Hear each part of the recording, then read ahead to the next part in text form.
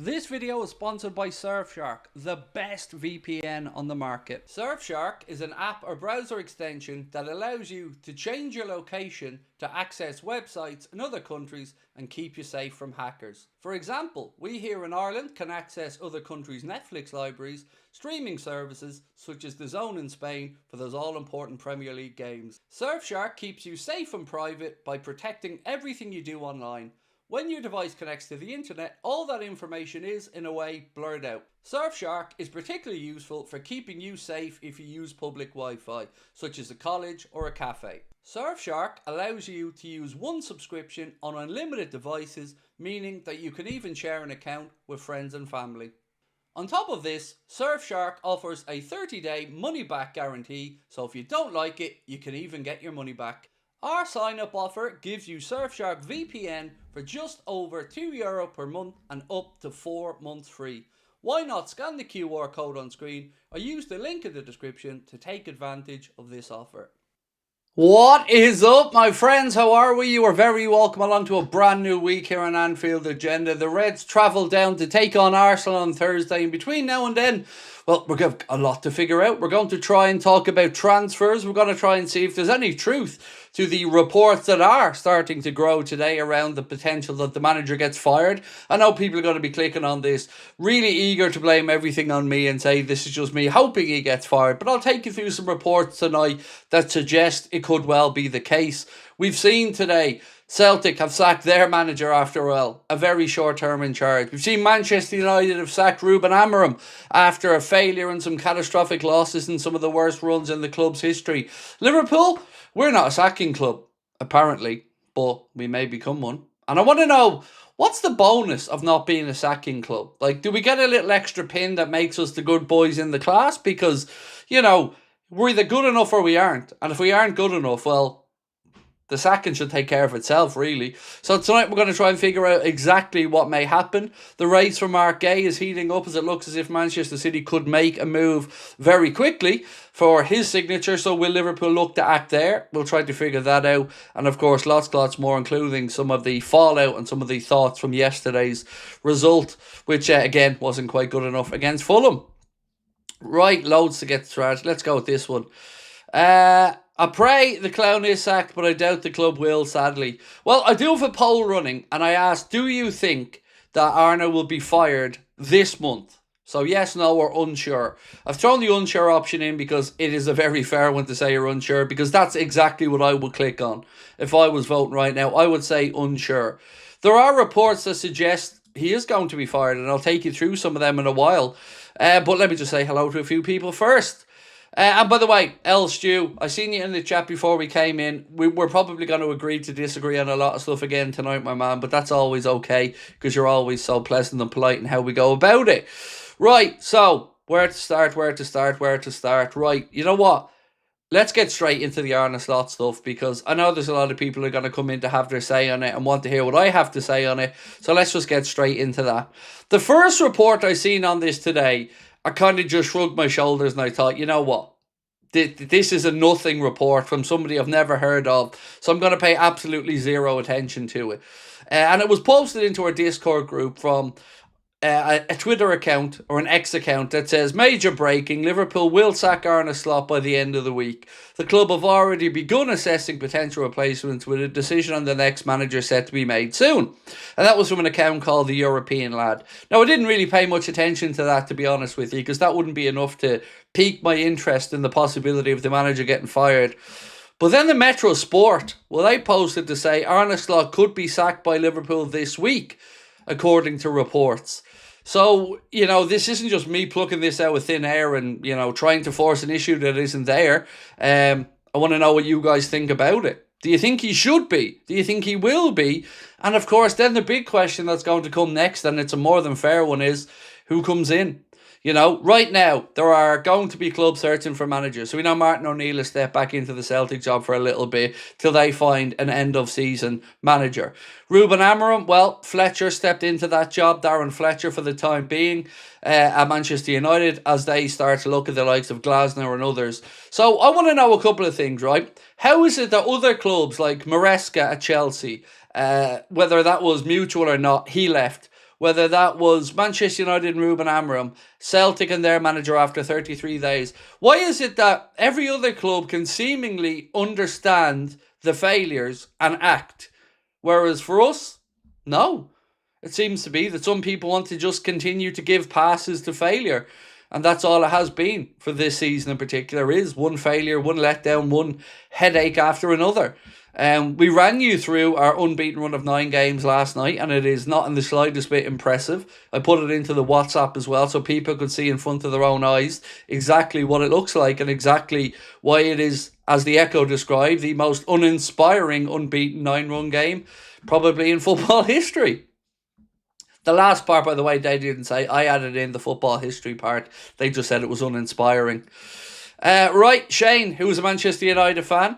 As much as I needed it to happen, the reason Amorim got sacked is a disgrace. Wilcox and Barada may as well be named Ed Woodward. As Gary Neville said 8 years ago, this football club from top to bottom is rotten to the core. But he also came out and said that it was right for Amorim to go.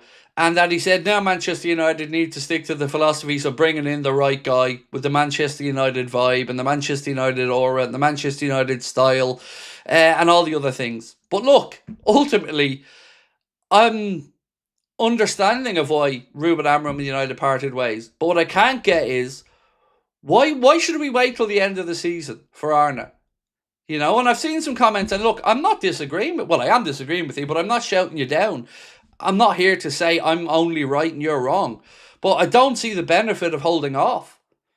You know, we've thrown away points after points after points this season. It doesn't look like we're really getting better. The injury crisis is starting to deepen. And I just don't see the benefit of keeping a manager that at the very least is uninspiring some of the players. You've seen McAllister coming out and talking and having his little say. And you can see it in the body language of a lot of the Liverpool players. So, you know, at this point, will I say I have an agenda against the manager? Yes. Yes, now I will. Now I'll sit here and say I am at that point now where it's gone beyond thinking it. I am adamant that he has to go at this point. And if that means I have an agenda, so be it. But it just isn't good enough. And I don't care about being the nice guys. I care about being the guys that win. You know, because so many times when we speak about Liverpool and the Liverpool way of doing things, it's always when we want to give ourselves an attaboy or a pat on the back. Liverpool aren't a sacking club. Yes, we are. We've pretty much sacked every single manager except Jurgen Klopp, maybe Roy Evans, in the history of the football club. And that included the great Kenny Dalglish when he came back to help out. So why are we not a sacking club? Whose head is that in? Even John Aldridge in his piece was saying Liverpool aren't a sacking club, but this isn't good enough. So who are we trying to prove this to? He either is good enough for the job or he ain't good enough for the job. There shouldn't be a middle ground. And holding off to the end of the season, I don't think is going to do any more good than bringing in somebody who may at least inspire the lads to a few results. So for me, I feel like there isn't really an upside.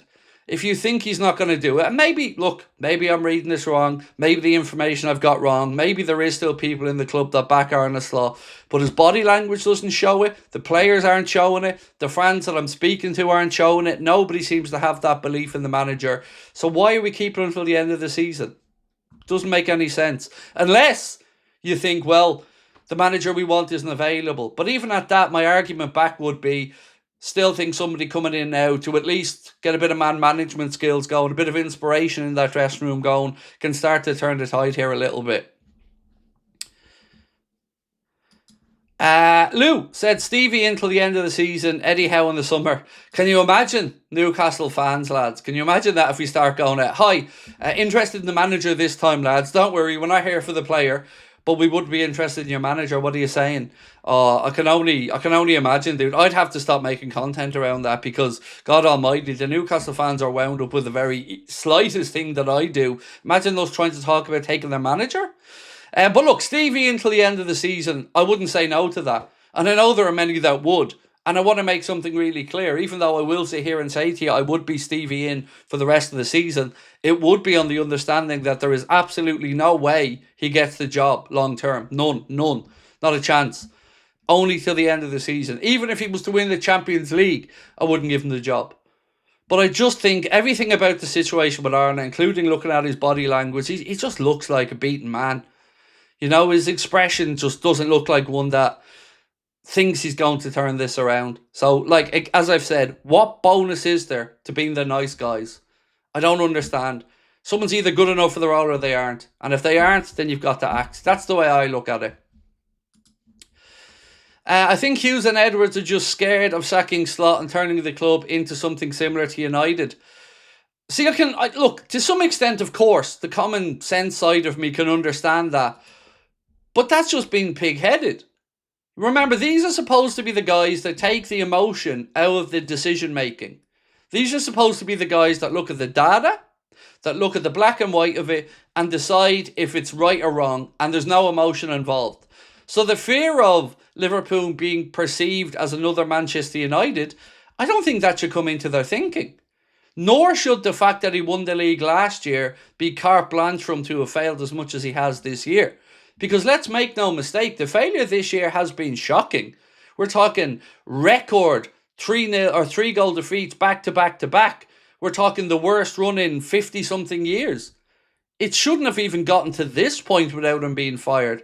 And then we've gone through the easiest run of games. Opta saying this should be the run of games of the easiest of the next 7 for the clubs in the Prem. And we've still managed to struggle our way through that. With some really ludicrous draws in there. The most dismal draw you'll see at home to Leeds. Throwing away of a lead and a late goal again away against Leeds. Same against Fulham. What is the upside? Where is he is turning this around? It doesn't seem to be anywhere except people wanting to be optimists. And I always find it so difficult to push back against anybody who wants to be optimistic because their heart's in the right place. We'll miss out on Gay. Seems more important for City, said Oliver. Look, on the Mark Gay situation, this is an interesting one. So Romano has said this. Manchester City want to sign Mark Gay in January as talks started. Initial approach is now being made. He's on the shortlist, as Sami Mokbel of the BBC reported. Liverpool attentive to the situation and in talks since August. FC Bayern remain in active talks to sign Gay as a free transfer. Now, I don't know what happens here, because it's all very well and good with Mark Gay giving his word to Liverpool previously. But if Manchester City are willing to put down £35 million right now to sign him, well, Liverpool are going to have to hurry up and back that or not. But either way, the whole situation again seems messy, and it could have been avoided if Messrs Hughes and Edwards did their job properly in the summer, didn't leave it so late, and actually got the man in that they targeted. But again, they've escaped a lot of criticism in this situation, and we are now the walking wounded, and our centre-back situation is just going to get worse as the season goes on, and as Canade's, let's say, choppy behaviour continues. So, let's get into some of the comments. Get Lebris from Sunderland. That would be just stupidity. So, I'm not saying that he's not a good coach. But one thing Liverpool can't do in this situation is go back to another hit and hope. Another potential. Anybody in the short term, whether it's Gerrard, whether it's their Cout, whether it's a group, it doesn't matter. I can take short-term management and people coming in to see us through. And I'd still think they'd get Champions League football. But you know what? Hand on heart, I'd be more confident right now that if Steven Gerrard walked through the door next Monday, that we'd be more likely to qualify for the Champions League than leaving Arne in.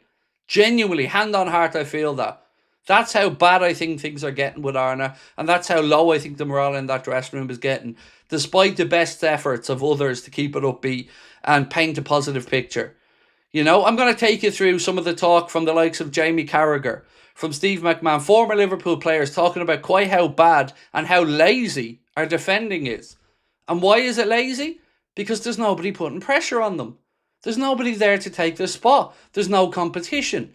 I've been talking about the knock-on effects and impacts of some of these non-signings for months and months and months. But people don't want to hear it. They just want to criticise me whether I'm right or wrong. Well, you've got former players now talking about quite how lazy our defending is and quite how unacceptable it is. And I'll read through that for you in a minute. The hopeful guy said they've given up on Slot. And I really do think that's the case, mate. I really do. Now, there is one tiny little squibble of potential yay today. Paul Gorst and many others, but Paul Gorst said Liverpool are closing in on a deal for more Tala and Dai a centre-back who plays for Senegalese second-tier side Amite FC. The 17-year-old impressed for Senegal at the Under-17 World Cup late last year. So that one does look like it's a deal that's moving along, and it's been reported by a few others today. Now, as always, I'm not going to sit here and pretend to you guys that I know anything about him. I don't. But what I do know is the anticipation, the belief is that he will go into Rob Page's under-21 squad. So it wouldn't be somebody coming in for the first team, at least in the short term anyway, for the remainder of this season. Brad said, a league title win should not sugarcoat how bad we've been this season. Not to mention, we won with Klopp's squad, not slots. If we get top 4, then fares. So, the league title win seems to have blinded, and I'm not talking to you here, Brad, seems to have blinded some people to some of the other failings of last year. Like, let's not paint this perfect picture of last season like there was no fault in it. We won the league, then we fell off a cliff in the league, and people excused it because we were partying and we'd won it and they were on the beach and all this other stuff. We also went out of the FA Cup to Plymouth Argyle. Let's not forget that. We went out of the FA Cup to Plymouth Argyle. We lost the League Cup final to Newcastle, deservedly so. They were the better team on the day, and we were outfought, outthought and outmatched. We were knocked out of the Champions League at the very first knockout stage. So last season he won the league, but he failed everywhere else. No good getting to a final of a League Cup. You might as well have not got there. And then what does he do this year? He takes that League Cup and he throws it out the door. After us all being told as fans that our squad was being built to allow us to compete across all competitions, to dominate domestically and to try and take on Europe. First chance he gets, he jibs away a competition that we were one home win away from a quarter-final of. And are you telling me that Liverpool fan base right now wouldn't be excited about the possibility of a two-legged semi-final and another trip to Wembley? That might not build up confidence in the fan base and in the squad? It's all just revisionary stuff. And look, I got lulled into it a little bit as well. The league title stuff we were all so happy with, backed up with the great transfer window. And it kind of got us all into dreamland. But my God, reality's hit like a motherfucker this season. And we are so far off it. And I take no pleasure in wanting the manager gone. Don't for 1 minute think I'm enjoying a second of this. I hate it. But I just refuse to sit here and pretend things are getting better. They're not. We've no style. We've no substance. We've no way of playing that the manager feels comfortable in. We're unable to defend set pieces. We're unable to attack with set pieces. Our attacking patterns are a joke. We can't defend it, or we can't get through a low block. I could go on and on. The treatment of CHIESA, the treatment of Rio Ngumoha, the falling out with Mohamed Salah. I could go on and on and on. It is an accumulation of so many things that it just feels like it's got to happen. Just get rid of them. Because we are only just after the halfway point of a season. And morale in our fan base is really low at the minute. Can you imagine week after week of this monotonous nonsense? I'm petrified of Thursday. Petrified. There's two things can happen. We either can go to the Emirates and show up and fight, which is very possible, or we can go there and things get worse. But even in the best case scenario, it's still going to be a really tough game. And of course, that's always going to be the case away. Arsenal are flying full of confidence, increasing the gap. And by the way, that gap to us, the defending Premier League champions, 14 points. 14 points behind Arsenal. Just after the halfway point of the season. After 450 million spent. So again, I think I've tried to give you the case for the prosecution. Anybody who wants to defend, please do. Because I'd love to be convinced that I'm wrong and that Arna can stay or should stay. Stu said, I just want him to go with our respect, mate. And I think I've said this to you before, Stu, and forgive me if I haven't, but any manager that wins a league will always have respect. Like, I have respect for Arna. I just don't want him in the job. You win the league. The way he dealt with the Diogo tragedy. The man is a classy individual. I don't have an inbuilt hatred of him as a guy. He's just failing at the club at the minute. And he's unable to put together a system to get the best out of the players he brought in. So, yeah, look, respect, absolutely. He deserves to go with respect, a handshake and a thank you. But we shouldn't be subjected to the rest of the season of this mundane, clueless style of football with a lack of any real bite and aggression in it, just because we want to be the nice guys. The Legend, who's an Arsenal fan, said, do you think Slot gets sacked if we win the last straw? Honestly, no. I don't think any manager should be fired off losing away at the Emirates. If it's a combination of a lot of stuff, maybe. But I'm not going to say that that's going to be the straw that breaks the camel's back, because, the Emirates is a difficult place to go. You are top of the league and deservedly there. I'm fully expecting them, it to be a very difficult night for us on Thursday. The last game was a real 50-50 pick'em that was decided by a wonderful free kick from Dominic Szoboszlai. But no, I wouldn't say that will be the deciding matter. But the next round of games for us, the future, looks like this for Liverpool. Our next 6 Premier League fixtures, we've got Arsenal away. We've got Burnley at home. You would hope that that's 3 points. Bournemouth away, always a tough game, but again, you'd be hopefully confident. Newcastle at home, well, we know that's going to be a tough game, and we know they're going to be fired up for that. Manchester City at home, again, going to be a difficult game. And then Sunderland away, who have had a very good record and have already come to Anfield and gotten a point. And probably feel like they could have had more. So I don't see things getting better over the next 6 Premier League games. Throw into that, obviously we've got a game coming up against Barnsley in the FA Cup. I don't know what type of team to expect for that game, but hopefully we can get through that. And then, of course, tricky away game against Marseille in the Champions League, all coming up this month. Rafa San said, thoughts on Amarim? I'm confused. That's my honest answer. I'm confused by the Ruben Amarim situation. It felt like over the last week, he almost was taunting United into firing him. I don't want to be a head coach. I want to be a manager. So he was saying things that did look like he was starting to pick a fight. Now, I don't know the inner workings of Manchester United anywhere near as close as a Goldbridge would, or, the United Muppeteers would, or the lads at the Steffel Paddock. I wouldn't have a clue. I don't pay that much attention to United, but it is very confusing that once again they've brought in a manager, knowing a system he plays, knowing he doesn't want to play the system, a manager that didn't even want to come in when he came in. He wanted to come in the summer and have a full pre-season. So he made some concessions to come in and take the job. And look, it's a big job. It's Manchester United. They backed him with Mbomo, they backed him with Cunha, they backed him with Šeško, they backed him with Dorgu, and they backed him with some other players. I like the way he dealt with some of the other things. So I'm a bit confused, to be honest. Like, results-wise, should he be fired?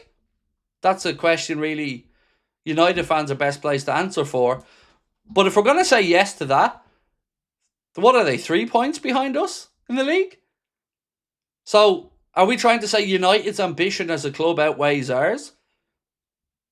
Because, we're not exactly flying high above them. And we're the ones who went out there and spent a shit ton of money on Wirtz, on Isak, on Ekatike, on Frimpong. So, all I'm seeing are other clubs seeing their managers aren't up to the job in the way they want them and acting, and us just acting like we want to be the best boys in the class. I want ruthlessness. Like I've always said, I want ruthlessness. City always shows desperation to win. We don't, said Oliver. Exactly. City go out there right now, bring in centre-back, or are trying to bring in a centre-back. They're bringing in Semenyo. They had their rebuild and they had their poor season. Now they're going again. We had a great summer. A wonderful summer transfer window. And that's why I'm even more angry with where we are and how we're playing now. Because, let's pick through some of his excuses. We've got injuries. Well, you've heard me say this before. Why have we got injuries? Because of the increased workload on players. Why is the increased workload on players there? Well, because some of them simply have no competition. Some of them have no option to be rotated. Can't not play Canade and Virgil. Can't not do it. They're the only centre-backs that we had. Joe's coming back in now after an injury. We'll probably pick up another one. So how are they going to feel like they need to be at their best? We can talk about them being pros, but there's no appetite to be at their best out of fear for being dropped.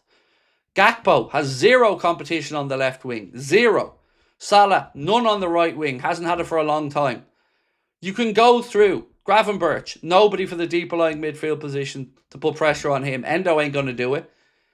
These are the type of things that I've tried to say for ages are going to bite us in the arse.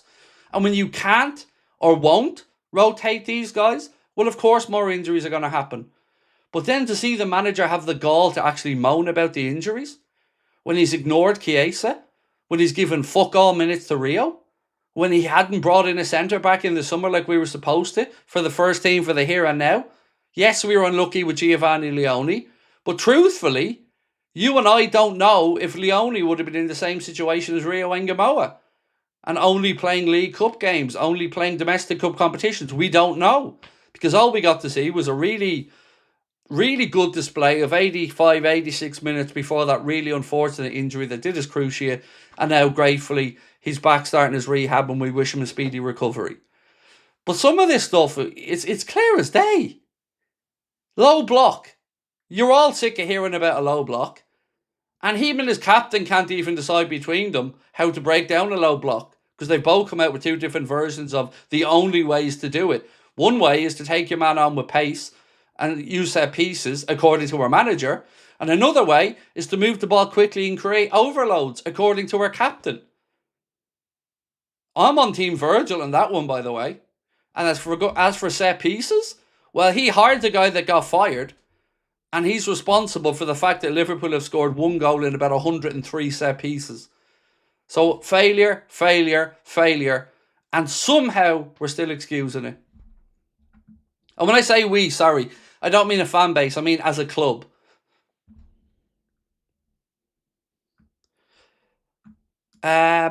Totally not Wellington. Said Arna would somehow survive Henry VIII's reign, as protected as he is. Can't stand the undefeated comments were terrible. Simple. The undefeated comments drive me mad, because the undefeated games are hardly ones to write home about. Like, I went through them yesterday, and we beat Spurs 2-1 at their gaff when we played against 10 men for an hour, and then we played against 9 men for the end of the game. And we just about hung on. We played an awful West Ham away and beat them 2-0. We played in Inter Milan's the only result that stands out to me is one that I will give anybody a pat on the back for, because any winner to San Siro was good. But that was a late penalty. Don't care though, it's still worth a fair play. The rest of it, 2 draws against Leeds.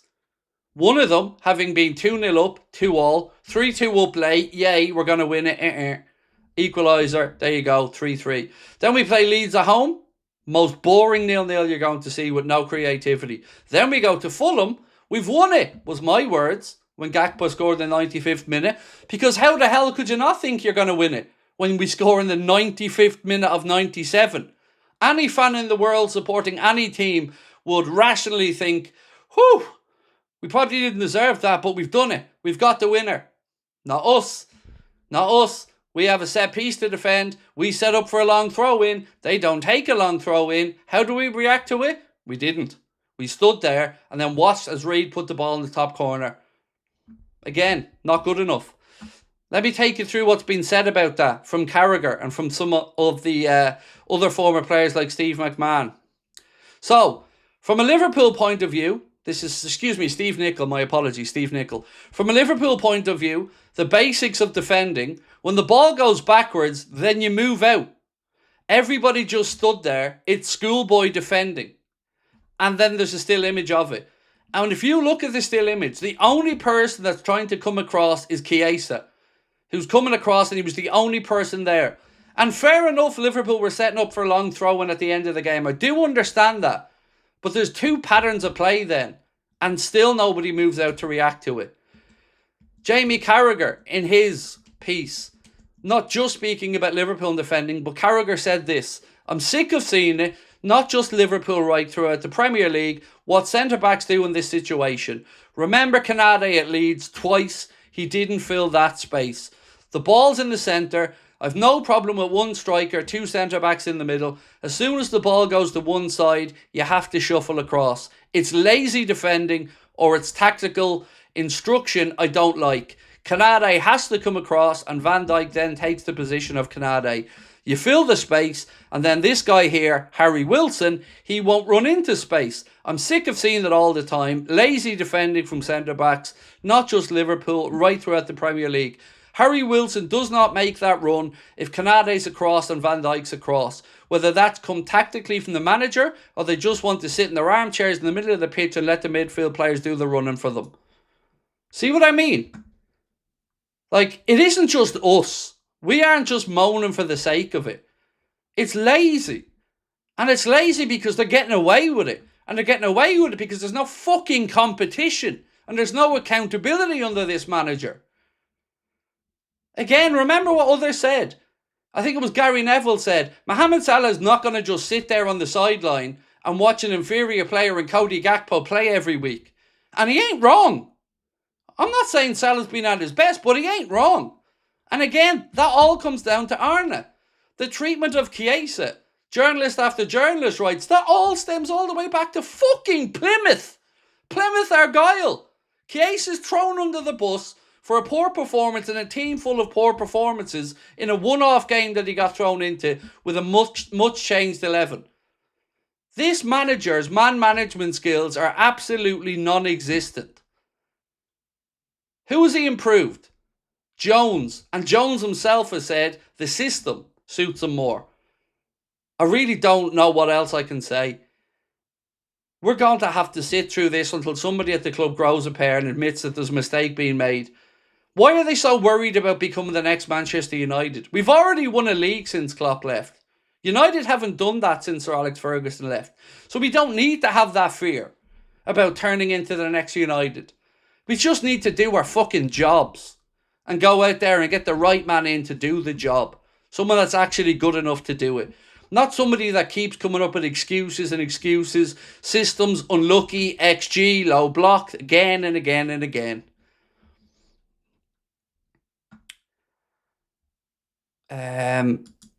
Could lose 5-0 Thursday and he still stays, said Simon. 450 million and as close to Leeds as Arsenal. Has to go. Look, there's nothing else I can say. I think I've put my point across as good as I can. I don't see a turning point. I don't see it. I don't see an ability to do it. You know, we're coming out and getting worse in games now. And again, what type of mentality allows that team yesterday to score that goal? The manager has made a sub to try and shore up the defence. And every fucking time he does that, over the course of his time at Liverpool, go back and watch it. When he brings players on to help us see out games, we always end up conceding. Gomez had barely got onto the pitch. Gakpo said he hadn't even put his arse on the bench by the time the ball was already in the back of the net. Our fans have travelled from Liverpool to Leeds to think they've won it at the end, to leave with a broken heart. Our fans have travelled from Liverpool to Fulham, all the way down to London, to think they've pinched a late winner. And then, no, go out with a broken heart again. All of these things on paper look like draws, because they are. But there's no context to it. The context are you've gone from elation to agony in moments, over and over and over. It's just not good enough. The legend said, what would you do if Slot throws the FA Cup like the Carabao? What could I do? Do you know what's mad though, mate? There are people who agreed on throwing the League Cup because we had Villa down the line. I'll never understand that. Like, I've no problem with a manager, because Klopp did it all the time, going out there and putting in a very inexperienced first team. But you need to have 3, 4, 5 big hitters on the bench. No matter who you're playing, no matter what way it's going. He sent that team out there to lose. He won't ever say that to you, but he did. And what is that going to do to those young players? How is that going to help their development? Getting beaten and beaten comprehensively at home, in front of their own fans. How is that going to aid any of the young players? How is that going to build their confidence? We keep hearing they don't want to block the pathway for Rio Ngumoha. Well, what has Arne done to bring on Rio Ngumoha? Rio Ngumoha bailed him out when we needed a late winner against Newcastle when they come back against 10 men. And still, nope. No dice, no chance. Garbage minutes or nothing. So what has he done? He's just ruined relationships, taken a fan base that was on a high and stamped all over it. Excuse me. And the old, what if we win the Champions League question? That's a curious one, because you could put Jurgen Klopp back in charge of us tomorrow and I still would never feel confident about winning the Champions League, because I just don't think you can feel confident about winning the Champions League, because it's a knockout competition where anything can happen. You know, at one moment in a game with a red card early and you can see 2 or 3 quick goals and you're out of the competition. And again, how am I supposed to trust a manager to win a Champions League when he went out of the first knockout stage last year after fucking rimming Enrique all week and saying how great the style of football was and how brilliant PSG were and how he wants to emulate that style and how he loves Pep Guardiola? He sounds like more of a fanboy than he does a Liverpool coach. How about we beat Paris Saint-Germain and then you can praise them to the ends of the earth? They told us they were coming to Anfield and they were going to win, and they held no fear. And our manager basically sat there applauding, saying, yes, Luis Enrique, yes, brave Paris Saint-Germain team. But, you know, we don't fire managers because we're the good guys. We're the nice guys. Did we become the most successful club in English football being the fucking nice guys? This paradoxical effect of Liverpool's way of doing things when it suits some people is hilarious. Like the Shankly quote, if you can't support us when we lose, don't support us when we win. Always ignores the bastion of invincibility part, or the part about Liverpool dominating. This club is built to win. This club and its fans should expect to win, particularly when you're the defending league champions. You've spent nearly £500 million and you've broken the British transfer record twice. I don't think it's asking too much to be playing decent football, or to have a manager that looks like he knows what system he wants to play, or players that understand that system.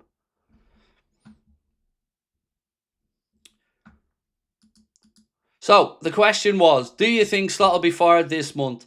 The answers are yes, no, or unsure, and we'll leave it running a little bit longer. I know I've come in hot this evening, by the way, folks, so thank you for bearing with me. I do appreciate you. I've been sitting here festering on this all day. When I woke up and I looked at my phone and I seen that Nancy had been sacked by Celtic and Martin O'Neill was back in there. I'd seen that Amarim's been given his P45 and marching orders at United. We've seen Maresca the other day, a man that's delivered the Club World Cup, a man that's delivered the Europa Conference League, and a man that has them right on the edge of the Champions League qualification. He's gone.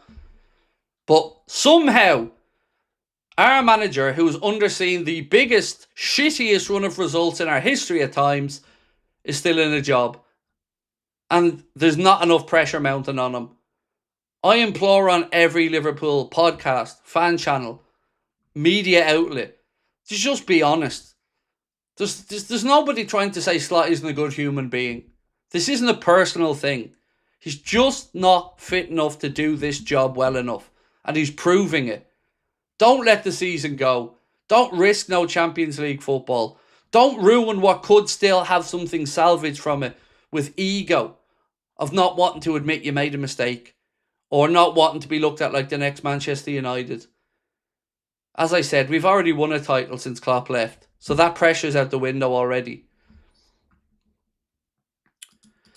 Mulder said, looking back, I would give her transfer window a C-. I honestly find it really difficult, mate, to look at our transfer window. See, the GUEHI thing, that's not my problem. That's not an argument. By the way, sorry, Sarah, I don't mean to be jumping down your throat. I don't. I apologise to you. I don't know you from Adam. But the GUEHI stuff is irrelevant. The GUEHI stuff we can figure out down the line. You don't just keep somebody in. Like I've said before, the analogy I use is you don't go out with a girl and keep having sex with her just because you don't want to have a wank. That's kind of what we're seeing here. We don't want to break up with Arner because the right guy, the love of your life, isn't quite there just yet. But bring in somebody. Are you telling me that we couldn't get in Johnny Hiding It? Steven Gerrard together maybe to get us through to the end of the season. The likes of a Dirk Cow. You know, we could get somebody capable of getting this team through. Had anybody ever heard of the man who went to the Etihad yesterday and got a point with Chelsea? Ever heard of him? I haven't. But he was able to go there and get a point against Manchester City. So, the who next or to who to relieve him with? Not my problem, not your problem, not our job. Pure emotion speaking. Maybe, sir. Maybe. But you didn't say I was wrong. And you didn't give me a counter argument. So what's the argument for keeping the manager that has us not winning the league or challenging for it this year? That has us already out of the League Cup? That has us outside the top 8 places in the Champions League qualifying as we sit? What's the argument? What's the plus? What's he done to deserve to be staying in other than win the league last year, then fail after that? And I might be speaking off pure emotion. That's okay. But I am a pure emotional dude. This is who I am, bro. I'm not saying, you know, sometimes I am a little bit overly passionate on occasion. I'll grant you that. But I'm speaking from the heart. You know, so if it is overly emotional, fair enough. But the guys who were supposed to remove the emotion from it, I don't think they're doing that either. Because how can you oversee, a run that has seen us become a laughing stock at times? Be beaten. We lost 4-1 to PSV Eindhoven at Anfield, mate. We lost 4-1 to PSV Eindhoven at Anfield. We lost 3-0 to Forest. We lost by 3 goals in the League Cup. It's not emotion. It's just me trying to say the dude isn't good enough. And the emotion follows on from that because I'm so distraught at what we're looking at. As Liverpool fans right now, we can't have any confidence going into any game about anything. Like I tried to say earlier on, sir, any other fan base in any league up and down the country, top, bottom, doesn't matter where you are, if the referee puts 7 minutes to stoppage time in and your side scores the 95th minute of that, you are going to feel pretty confident that you're going to win that game.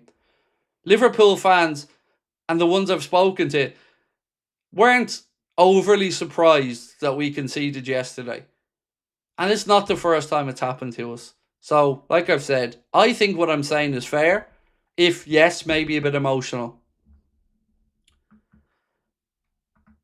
And back to the summer transfer window. Sorry, Mulder, to answer your point. And thank you for your 10-month membership, mate. I struggle to look back in the window with any real negativity other than not getting in the centre-back. Because if I look through the players that we signed, I did say to you, I had a doubt about Frimpong, not about the quality of the man himself, but about the positioning in the team and where we'd play. But I'm really starting to see the impact of Frimpong in a positive sense now and what he can bring. Wirtz is going to come good. Isak's a tough one mentally to figure out, you know, because it is unlucky that he fractured his leg. But it's also true that he was hardly pulling up any trees beforehand. But I was willing to give him a longer time one way or the other because he had no pre-season the way that all worked out. So I don't have any complaints about our transfer window. I still think it was a very, very good window and one that we were right to be excited by. The centre-back situation not being sorted out was a piss take, and I don't know the answer as to why they left that so late. And we may never know that answer. Stargirl said, I've got a feeling Macca is on his way out. I think one of the midfielders is going. I hope not, but it was definitely a need to bring back Elliott. Even on that, Arna said he's a Villa player for the season. As if he doesn't know that Villa could potentially be talked in to breaking that. There might not be a clause in it, but it'll suit everybody for Harvey Elliott to come back to Liverpool. Villa can absolutely terminate that loan, and Liverpool, they can request it and Liverpool can agree to it. But he doesn't even want to do that. That's how pig-headed he is. Stevie Boy, how are you, sir? Said, if Slot has no plan on using Rio, why have him sitting on the bench? And also, should Hughes be sacked? Excuse me. So there's a few things about the Hughes part that I'll get into in a second, but I want to just start off with the Rio situation, if I may, first. I fully expected that he was going to get more minutes this season. I really did. I might be naive on that, and I'm, hands up if I am. But once we didn't bring in somebody to replace Luis Diaz, my own naive, because I never believed for 1 second he was going to start using CHIESA. Never did. But my own naivety and belief in the hype that was surrounding Rio led me to believe that we will see this kid get maybe 30% of the minutes this season to give Gakpo a breather, or, maybe he breaks through and has a breakout moment. But the turning point for me there came at Newcastle, when he did have that moment that every ex-pro I've ever seen speak about it praises to the hilt. The calmness, the fact he didn't take a touch, the composure in the moment. To score that goal, wheel off in celebration, that should have been the launch pad for young Rio Ngumoha. So what we've done is let him train with the first team by giving him no competitive action. What good is that to his development? Arna's given him garbage minutes, and none in games where he had plenty of chances to use them. So on that part, mate, I don't know what the hell the plan is there. But once we didn't bring in anybody, my own naivety was thinking we were going to use them. Now that we aren't using them, it feels even more aggravating that we just used the line, we don't want to block the pathway. Well, for how long? How long are we not blocking the pathway for? Because if we believe he's good enough now then. Surely he is, right? Dowman at Arsenal, what age is he? 15, 16? He's getting a few minutes here or there because they know he's good enough. They have faith in him. Nobody wants to see Rio get burnt out or broken up or turning into the next Rooney or Michael Owen, whose careers are blighted by injury because he's played too much too soon. But if you truly believe in him, especially at a time where we need it. And on the Hughes thing, Stevie boy, the part I can't understand is the thing I keep giving Stargirl credit for. The data analysts looked at all the possible coaches to come in to replace Jurgen. And we've all spoken on here over the last few months, at the time over those few months, about the pros and cons of each one. An Amarim type, a Xavi Alonso type, an old core manager, the likes of a Spalletti and stuff like that. But the data analysts looked at the patterns of play at Feyenoord, and one of the things, again, was his ability with Ruben Peters to keep the first team players fit and available for, I think, something like 90 to 92% of the games of Feyenoord. And analytically, we're supposed to almost have a carbon copy of Jurgen in the way that we play. Where the fuck has that gone? Because we look so far removed from that. And the real nail in the coffin for me here, Stevie boy, is that this is after he's been given the players for his system. So the first year was the analysing the squad and he wins the league. Then he gets a chance to start to put his own stamp on it and he looks like he doesn't have a stamp. He looks like he doesn't know what to do. So does that reflect badly on Hughes and Edwards? Well, tough to know, because we don't know, are they questioning him? Why aren't you playing the way that you played with Feyenoord? Why aren't you playing the way that you did and Jurgen did and the players that were here that was supposed to make it as seamless as possible transition? That I don't know the answer to. We need Gerrard to instill the passion, love and pride for playing for Liverpool, which the players seem to have lost at the minute. Exactly. And whilst I never ever believed Steven Gerrard was the long-term answer, nobody in that dressing room will look at Steven Gerrard and think he doesn't know what he's talking about. Or he doesn't know what the weight of the shirt feels like. Or he doesn't know what's expected of him from the fans. Every single person in that dressing room, as soon as that man walks in, will have his respect. Including Salah, who seemingly has lost that respect for Slot.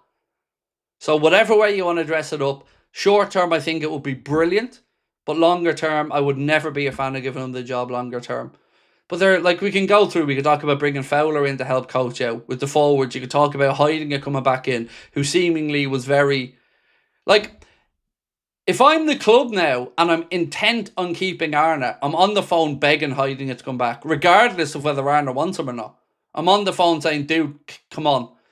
Ajax, you're out of a job at Ajax. Come back in, help steady the ship here. The players loved you. You've got a great reputation in the fan base. Come back in, help us out and get Arna going in the right direction. I don't know. Like I said, I just can't. I've run out of patience and I've run out of any goodwill I've left.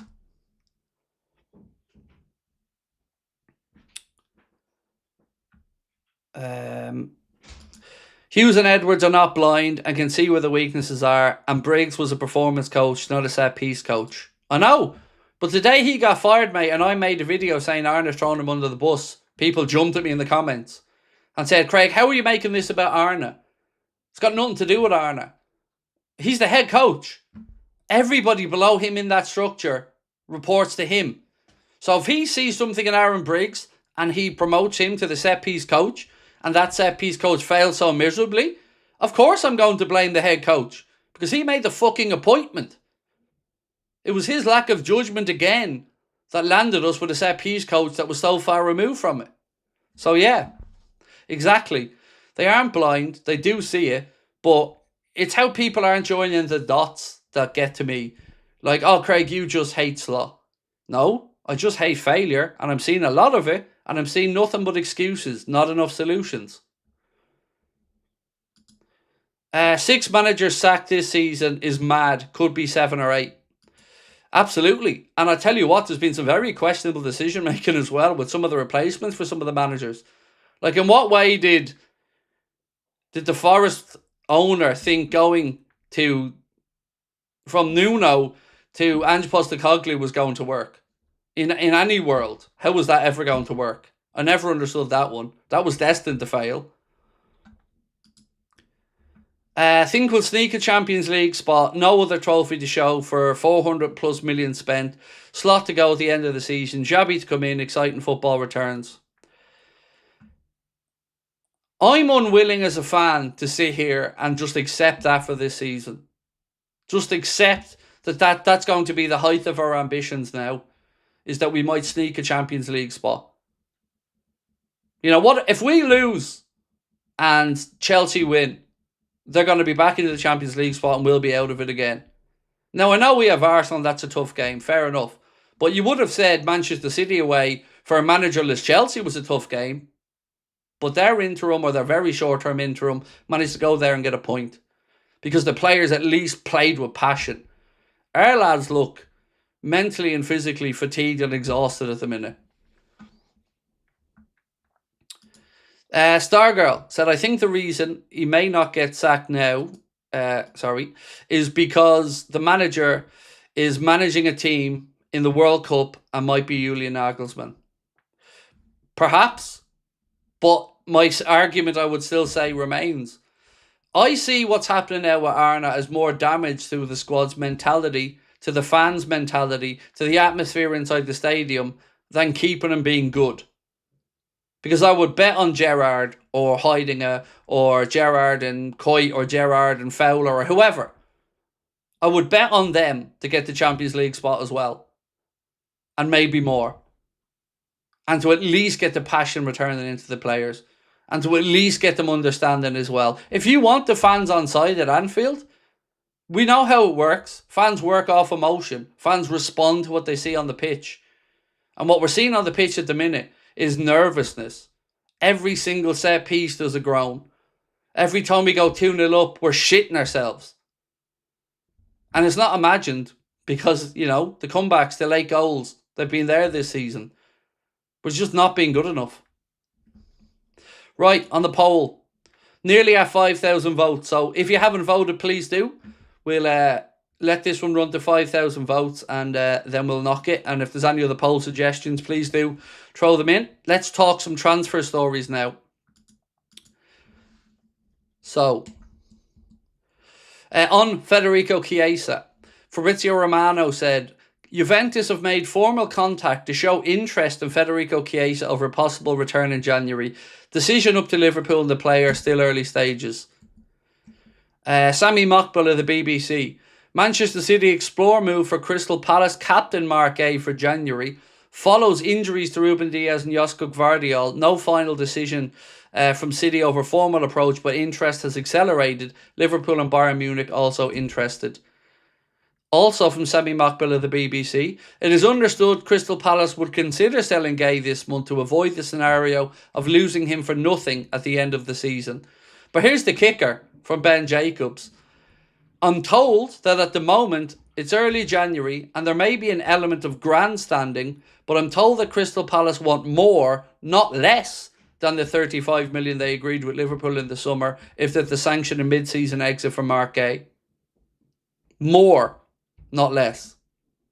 Also from Romano, Chiesa would be open to Juventus' return this month, but the deal depends on Liverpool. Formula and conditions of the deal will be key with Juve, and it'll be up to Liverpool. DiMarzio said, Juventus want Federico Chiesa on loan. Liverpool are not open to this option. If Liverpool were to part ways, they would only do so on a permanent basis. And then we've got James Pearce of The Athletic, also of the Liverpool cheerleading squad, saying Liverpool have had no contact, either formal or informal, from Juventus regarding Chiesa. The Italian forward, regarded as an important member of the squad, has featured in the last 5 matches. I know who I believe there, and it's the 2 Italians talking about the Italian club with their contacts, and not James Pearce, who has said, and I quote, because you know I love to pull this one out all the time, those with short memories and little patience who were calling for change have been muted, as Arne Slot has breathed new life into a managerial reign which has veered so alarmingly off course. Same man, same James Pearce. Liverpool have no intention of signing a goalkeeper. 4 days later, welcome Georgie Marmadarashvili. The whole fucking world knew it was happening, but still Jimmy Pearce was saying no. So you'll have to excuse me if I say I don't believe what Pearce is saying about Chiesa and Liverpool. What I believe is Liverpool know damn well that Juventus want Chiesa, but we're hoping for a few bob and not to even entertain a loan. Now, should we loan out Chiesa? No, we shouldn't. We shouldn't, because we don't have the numbers. But what we should do is admit that the manager doesn't want him. So we either fire the manager and bring in somebody else who will utilise the player that we're already paying 7 million quid a year for, or move on Chiesa and sign a replacement that you actually want to bring in. But we could have done that with Semenyo, but hey, guess what? We sat on our hands and it looks like he's gone to Manchester City. So where are the geniuses? The people that remove the emotion from the decision making? Where are all these smart judgment makers now? When the plans are just fucking falling apart, the season's falling apart, and other clubs are coming in and trying to get our targets and are willing to pay for them. But we didn't want to get Mark A because we tried to save a few million by being cheap at the end of the window.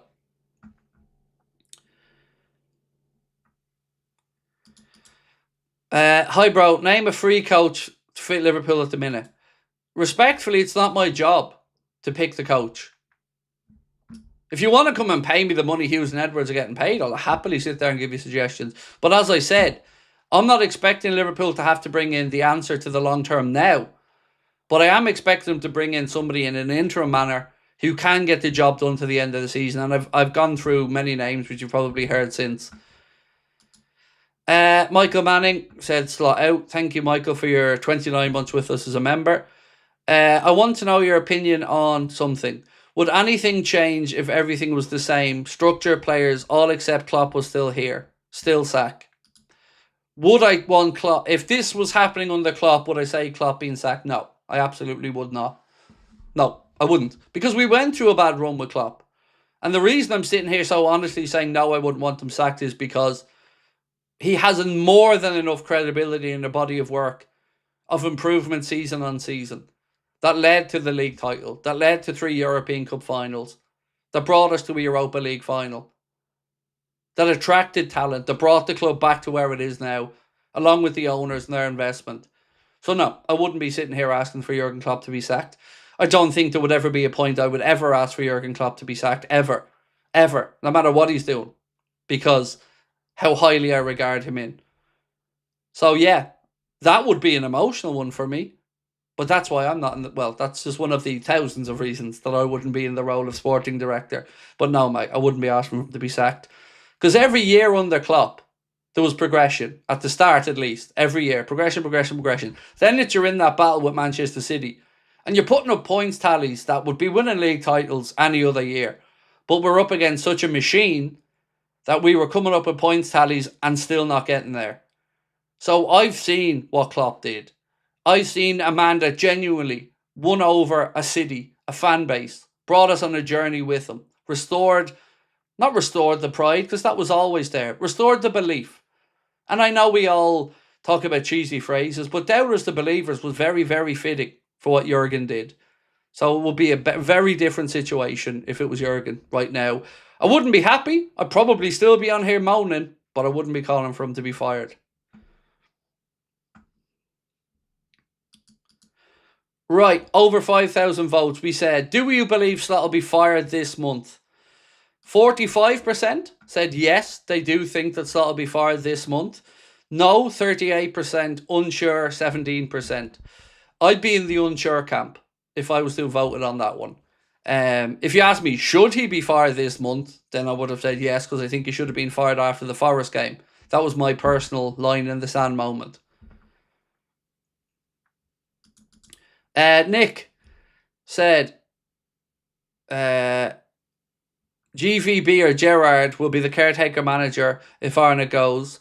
My gut tells me the former is more likely. We need a Conte type, personally, in my opinion. It's a really difficult one, because if you go with a Conte type, you're admitting it is a short-term appointment, because Conte doesn't go in to do 4, 5, 6, 7 year reigns at a football club. So I guess you have to look at the overall picture. And from our understanding of the way Liverpool works, they do want to bring managers in, let's say, for a 5, 6, 7 year cycle. What I'm really grateful for at the moment, by the way, is the fact that they didn't rush in and give him a new contract. Because at the start of the season, there was talk that they were negotiating a new deal with Arna.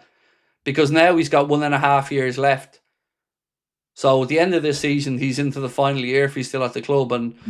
And you've seen those talks frozen. And you surely understand why they're frozen. So if we're not hearing anything on a potential contract extension, the club are like clearly having the same doubts we are.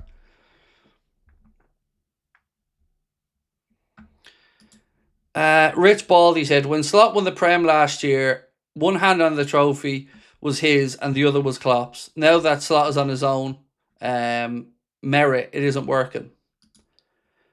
See, this is where I kind of do put my arms up and say, I defended Arne Slot. And this is what a lot of people that maybe are new to the channel and hear me ranting about Slot might not know. And that's perfectly understandable. I don't expect you to know. But I defended Arne.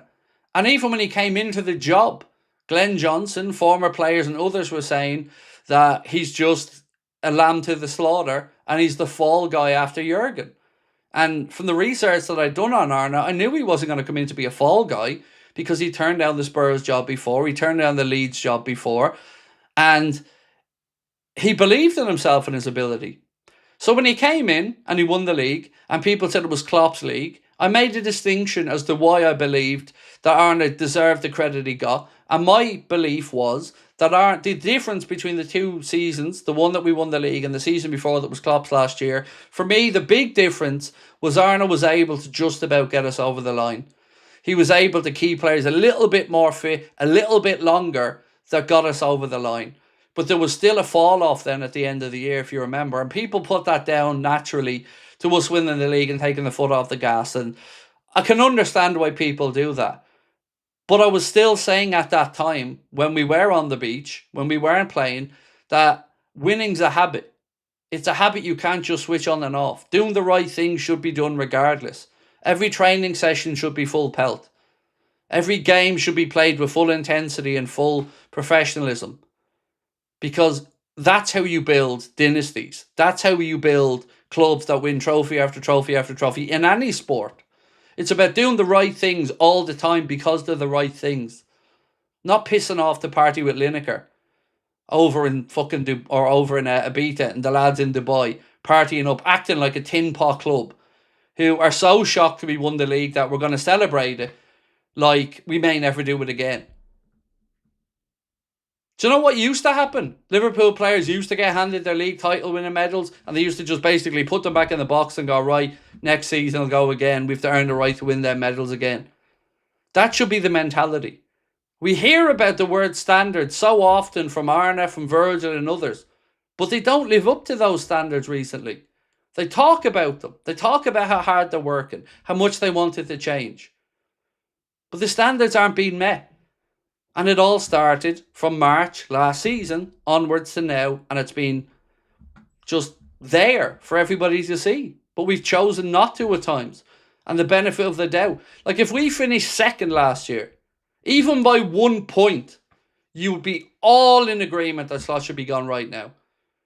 It's the blindness of that league title that is keeping the man in the job. And that's why I'm more understanding of people that don't want to fire him. I just disagree with them strongly. But I understand they want to protect and respect the manager that delivered the league title. That's commendable. I've always said that about our fans. They're a respectful bunch. Look at some of the other teams right now. Spurs getting booed off every home game. And their manager then coming out and saying, oh, we don't mind them booing us after the game. Just don't boo us during the game. United getting booed off. Chelsea fans being unhappy. So where are the standards that are supposed to exist at our club? They're not being applied to the players or the coach.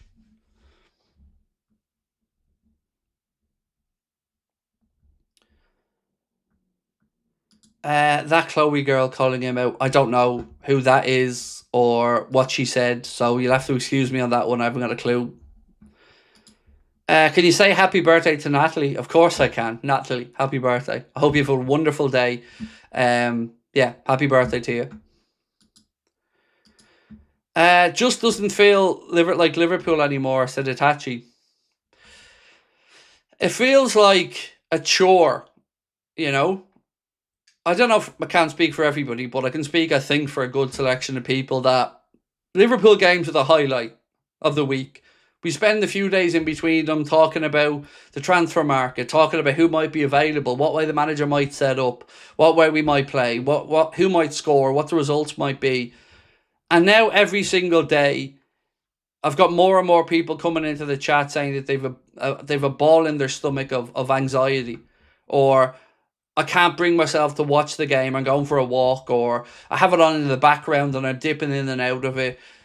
The passion and the enjoyment, and it's not just of winning. I want to make this really clear. Liverpool fans aren't fickle enough to just think we have to win all the time. Because even in the first 5 games of the season where we did win every game, Liverpool fans, myself included, were clever enough to look at that and go, we're kind of getting away with it a bit here. The results are great, but we're not playing well. And we aren't. So, again, like I say, I just don't see the upside to keeping them and just dragging this out.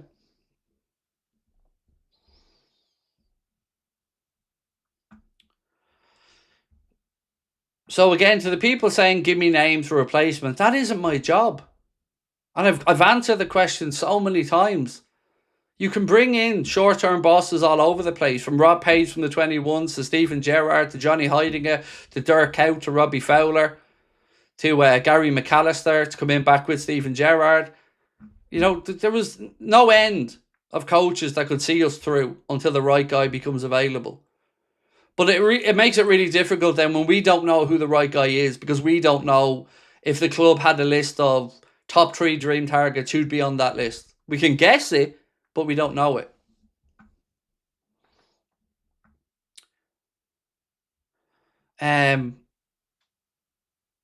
So give me a suggestion, please, folks, if you would, as to what you'd like me to put up for the next poll question while I go through some more comments. Done that one, done that one, done that one, done that one, done that one. Done that one. Champions, then 4th. Who was a better record since 1990? Why did football stop in 1990? Was it invented then, mate? See, you cherry-picked a date to fit an argument that you want because you know the answer to it already. So, here's one for you. Who has a worse record in a single season than Arna? Who's had more? It took 50 years for us to lose 2 games by 3 goals in a row, Stu. He's done 3 this season. Do you want me to give you another lovely stat, considering, you know, we all want to cherry pick some stats today, and I've got a few to cherry pick here for you as well. 1 second. Liverpool have had 22 managers in a 133-year history, and Arne Slot is the first Liverpool manager to have lost 19 games in a single calendar year. And I don't even have to draw the line at 1990, Stu. I've gone right back through the history of the football club. And no manager in a calendar year has lost as many games as Arne Slot has. So, again, mate, nothing that you're saying there is really making the argument as to why this man should be kept, other than you want him to be, and you've tried to come in every day to me and give me another reason as to why you think what I'm saying is wrong. But who gives a fuck about champions then fourth?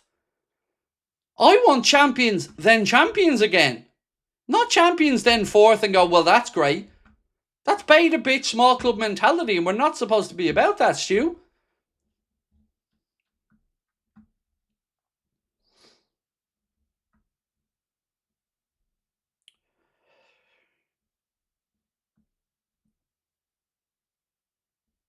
Which pot noodle is the best ever? Do you know what? I've this is another one. Another one of these fucking... I've never had a pot noodle. I've never had a pot noodle. And for a really stupid reason. You know the way there's little peas in them? I fucking hate peas. So I've never eaten a pot noodle. I've had loads of noodles. Like I've bought Coca noodles and loads of other type of noodles. But I've never had a pot noodle. I used to be coming back from places with my mates when we were younger, and garages late at night would have very little options, but you could, the sound garages would let you get a pot noodle, and then they, fill it up with the hot water for you and give it to you. And I used to see all my friends having them, and then I just think, I just hate peas. So I can't be arsed picking all the peas out of every pot noodle and stuff, so I haven't had one. I know, it's embarrassing, but it is mad, like, granted, like, but I could give you a list of foods I've never tried that you'd still think I'm insane. Like, I've never had a prawn. Never tried it, but I've decided I don't like it. Never had salmon, but decided I don't like it. And I could go on. There are other things, again, that I've never tried because I just don't like the look of it, or the texture of the way it feels, or, maybe it's an autism thing, I don't know, but it's true.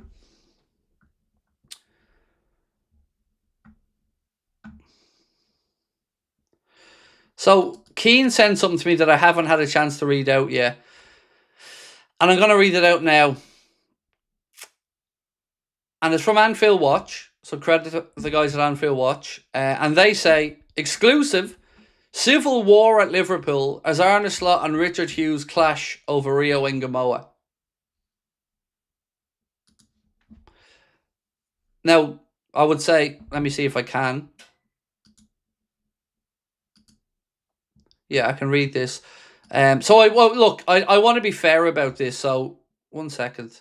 Can somebody put the link into the chat of the article? Because I want the guys at Anfield Watch to be fairly treated, and I want them to get your readership of their article that I'm about to read out to you as well. So, if Keane could throw the link to that article in, I always try to be fair with people that put the work in, like Anfield Watch. So, Arne Slot ignited a civil war in the summer over Liverpool's transfer policy and had a massive clash with Richard Hughes. And this is by our friend Bench Bochak, who, again, you've seen on the channel previously before. Himself and Sam Maguire do great work. The Dutchman's job is not safe by any stretch of the imagination at Anfield. Slot may have gone 9 games unbeaten leading to Liverpool's visit to the Emirates this week, but performances have been poor. Draws with Fulham, Leeds United twice, and Sunderland have been disappointing. Even wins have been narrow and have come through a great struggle. Slot doesn't seem to have an idea or a defined system when it comes to Liverpool's attacking play. He's steadying the ship defensively, but at the cost of Liverpool's attack. Currently, he's got Liverpool playing a very basic system that has neither the backing of the fans nor probably anybody else associated within the club. The issues are deeper at Anfield than just performances on the pitch. Liverpool's hierarchy have a very specific idea of not only how they want the club to play, but how they want the club to be run by their head coach. I'll just skip through a few of this and get to the Ngumoha part. Ngumoha has just made 5 goal contributions in 5 games. Leone had also caught the eye in his previous season under Klopp, the same kind of performances that would have led to first-team opportunities in regular campaign. Stefan Bajcetic, Jarell Quansah and many others benefited from Klopp rewarding them after a strong pre-season, but Slot was not of the same mindset. He wanted Liverpool to loan Ngumoha after Luis Diaz was sold and pushed the Reds to pursue a move for Bradley Barcola or Malik Fofana. During a heated clash, Anfield Watch understands Hughes refused to give in to Slot's demands and informed the club's head coach that he would have to play Ngumoha and give him regular first-team opportunities.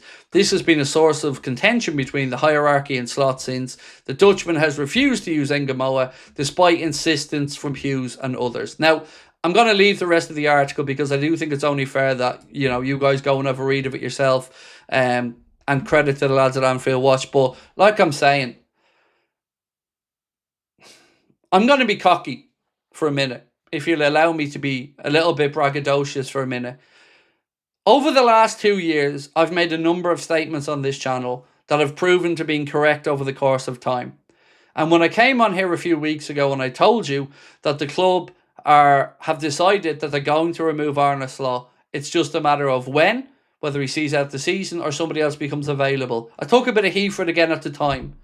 And then you started to see the tide turn in the media, and you started to see more and more people writing about it and writing about the idea that things aren't great.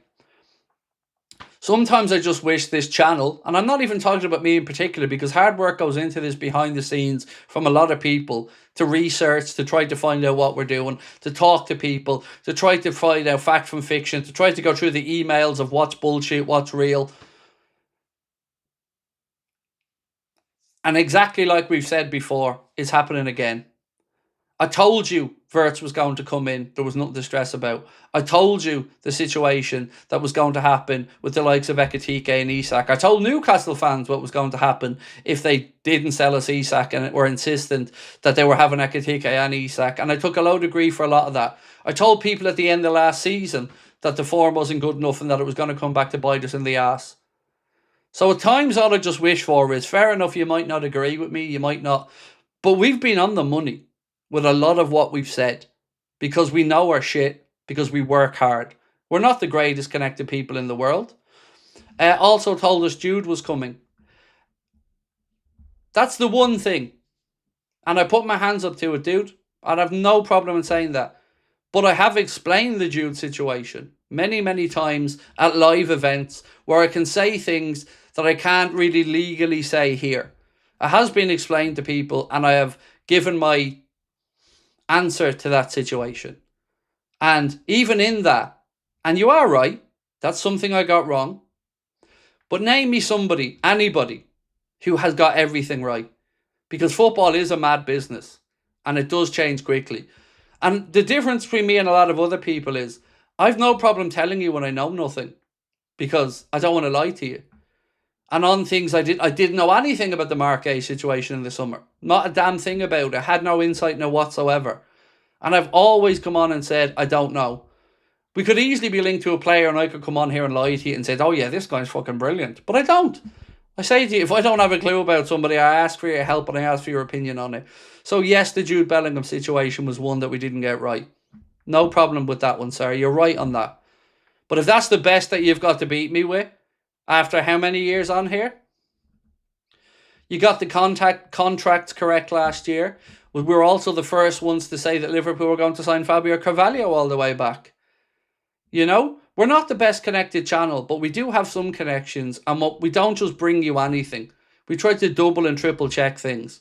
We aren't journalists. We don't claim to be journalists. But we try to treat our job as professionally as we can. Because our reputations do mean something to us. And the reputation of a community does mean something to us. But yeah, look, I've never hid away from the Bellingham thing. And I never will. I was incorrect on that. There was a reason for it. But ultimately, that doesn't matter. I was incorrect on it. And I put my hands up. And I never hid. I was straight back on here.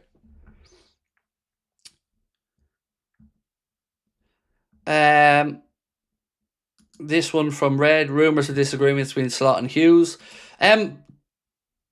Just for instance, actually, on that one, right? On the Slot and Hughes thing, let's kind of talk down the poll.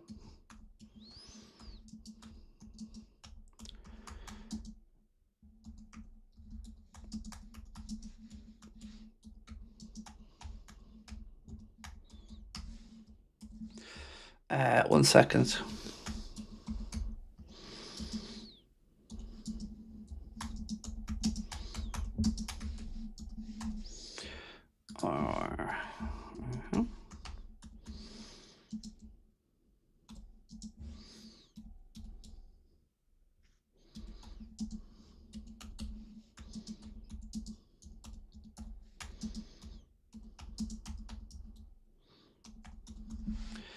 Okay, so the way I've worded this is, and excuse me if it could have been worded better, this is the best I could think of. Who's right about the Rio situation? Slot, he's too young to be playing, or Hughes, he's ready for minutes? Let's see what people think on that. Because on this one, genuinely there is some credibility to either side of it. I didn't expect it, and I said this to you guys earlier on, I didn't expect to see every minute of every game or anything close to being played by Rio this year. But I did expect more than we are seeing.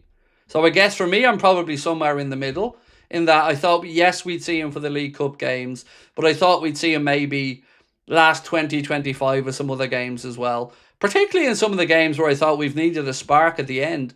You know, games where we were winning and teams were trying to push the pressure on us, and I thought we could have just left him on the halfway line and used his blistering pace as a counter-attacking threat.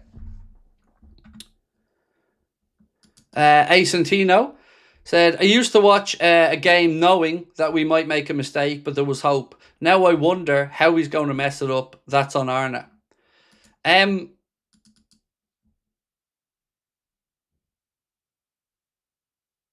What's this one?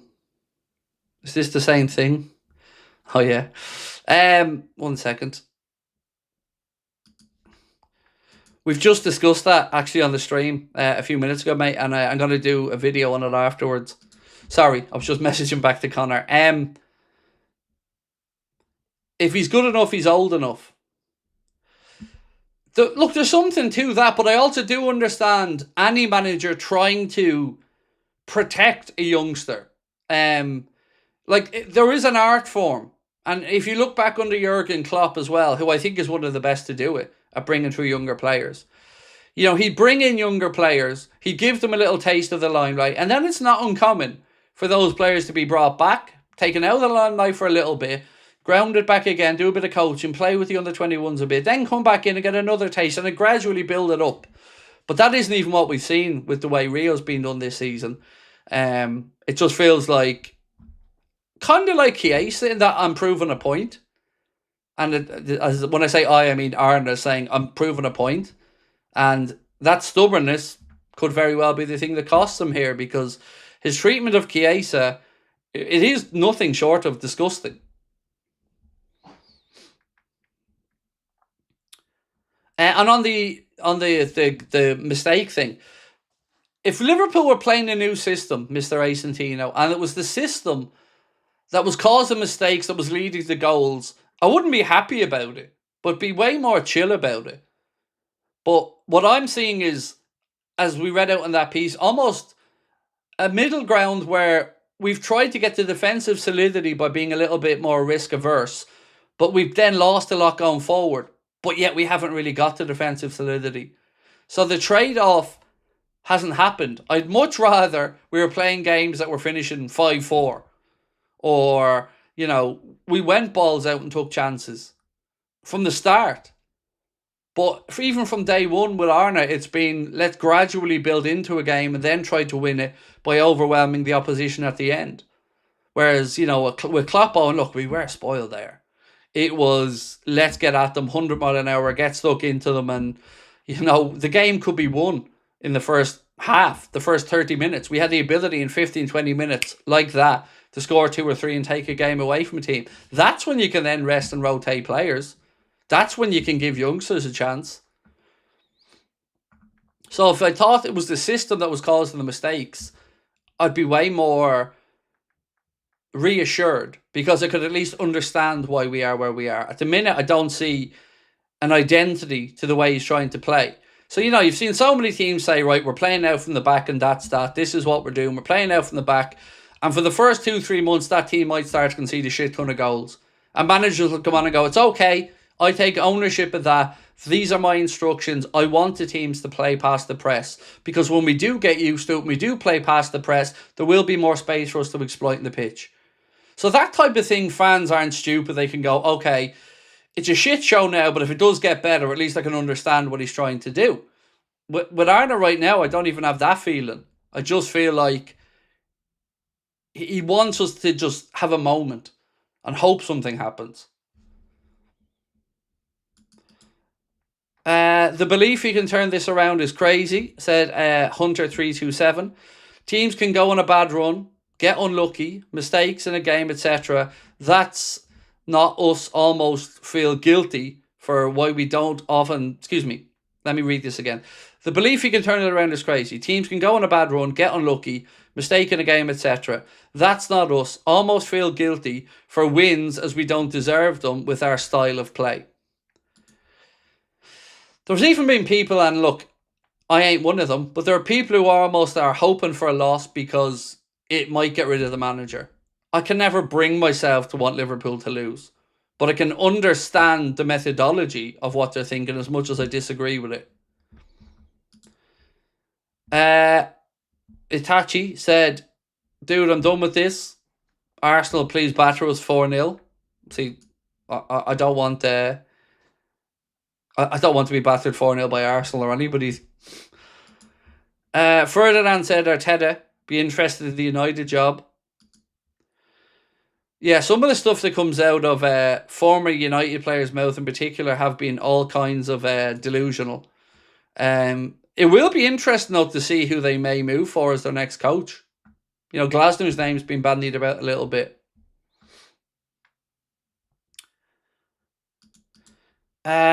It was all part of my plan. Said, as a Liverpool supporter since the early 90s, this has to be the worst team I've seen. No heart, no emotion, no identity, absolutely horrific. Look, Hodgson was bad. But at least with Hodgson, we knew why it was bad. The club were piss poor broke at that time, really. We were all over the shop. We had problems left, right and centre. And there was a big fix job that needed to be done. Then in comes Jurgen. The owners start their strategic plan. And bit by bit, the club move in the right direction to get us to where we are. And I just don't want that to go away. Because I don't want their cycle to be a really short cycle. I want us to continue to push on. And again, I can't say this strongly enough. Any manager that has that about them, any coach that has that about them, should be able to get more from the group of players we have at this football club. Eddie said, do you see the manager getting sacked this month? I really don't know, Eddie. I really don't know. I have no indication, personally, that he might get sacked now, tomorrow. The only thing I know is what I said to you a while ago, which is that he won't be here past the summer. If there's a change of heart, if someone becomes available, or if they've simply had enough, there's every chance it might happen. But I don't know. I don't know of anything that's I can sit here and say to you it's going to happen this week or next week, or if we lose to Arsenal. I don't know. But I do know long term he won't be here. Nick said, hi Craig, if Slot is fired, would Wirtz leave as he came especially for Slot, or at least Slot was the reason why Wirtz signed?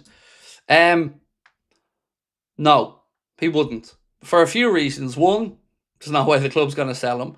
Two, I can't imagine he's overly enamoured with the way Arna has him playing in a whole host of different positions, because if the truth is to be that he sat down with Florian and his father and said, you're going to be my number 10. Well, he's kind of made a mockery of that quite quickly by playing him left, right, 10 and all over the place. So no, I don't think, at this point I honestly think there's always going to be a little bit of trepidation of who the next guy might be. But Wirtz signed for Liverpool Football Club. He spoke to Alonso. He spoke about the fans. He spoke about coming here with Leverkusen to play against us and what it was like. So I don't think it was solely Arne Slot by any way. Of course, the manager is going to be complimented when the meeting goes well, and I can see it. I can absolutely understand why Arna may have sit there and impressed somebody with a logical, calm, rational chat, because he's by far he's in no way a stupid man. But no, I wouldn't in any way worry about him leaving. No.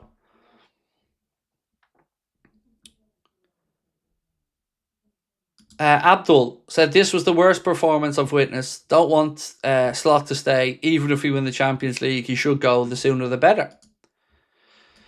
Would you take Enzo Maresca for manager? Do you think he could turn things around with our current squad? I think he could. I don't know enough about Enzo Maresca. I didn't really watch or pay attention when he was managing Leicester. And I've been impressed with the way his Chelsea team have played when they've played well. But there's also been times where they've looked a million miles off it. I do think he is a coach that is going to get another big job. And it could be Manchester City after Pep. Depends on how long he stays, or when Maresca walks into another job, or what the agreement is when he left Chelsea that he came with. Is he going to be unable to manage in the Prem again for a while? I don't know under what conditions he left Chelsea, if he's on gardening leave or whatever. I just don't know. Nor do I know enough about him as a coach to say yes or no.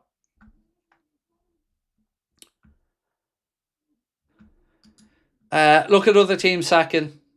And we're stuck. Maresca walked, Amram sacked, Nancy at Celtic sacked, all within a few days. General thoughts on this? How Slot was outlasted so many.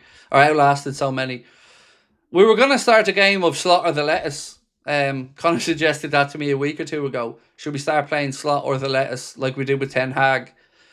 I don't know. And the only thing that I keep coming back to is, for a club that boasts about standards and having standards, where are they? How has this man been allowed to get away with them as poorly as we have been this season? It's gone past it being a blip now. It's endemic. And morale is low. Craig, have you done a video at Lee Gunner? No, we're recording it tomorrow. We're recording it tomorrow night.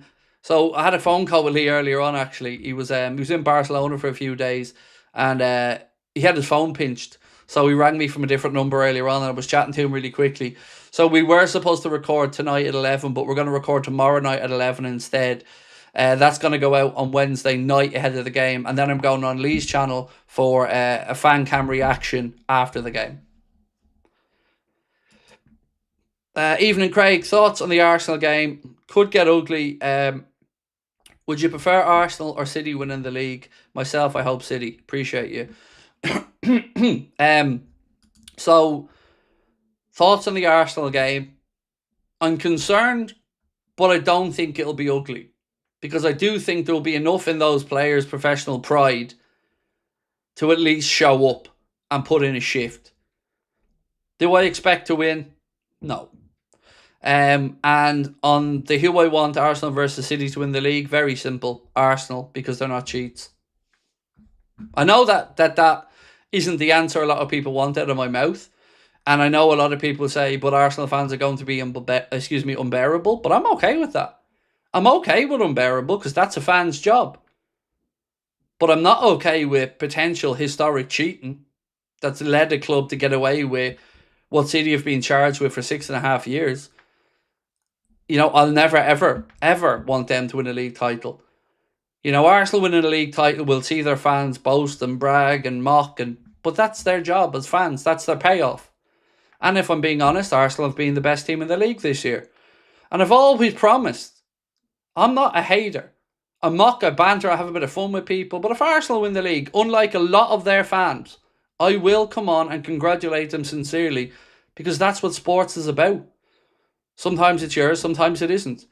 Arteta's building towards something. The pressure's on for him to deliver it. If he delivers it, congratulations to them. Every time Manchester City lift the trophy, my blood boils, because I think of how they got there. I think of the 6.5 years of this investigation. I think of how many trophies other clubs' fans and us have been screwed out of if these charges do stick.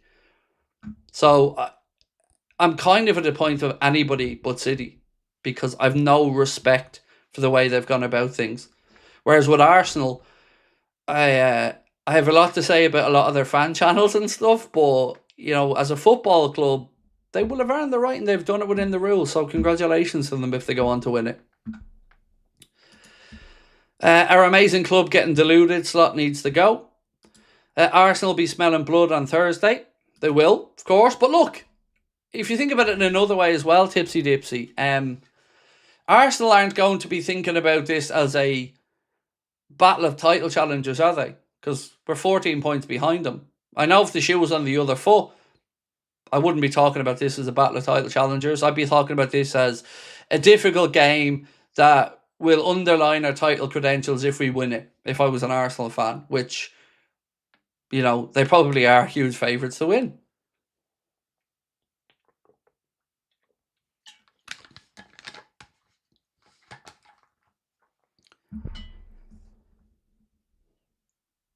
Do you think a win against Arsenal on Thursday will keep Slot in his job until the end of the season?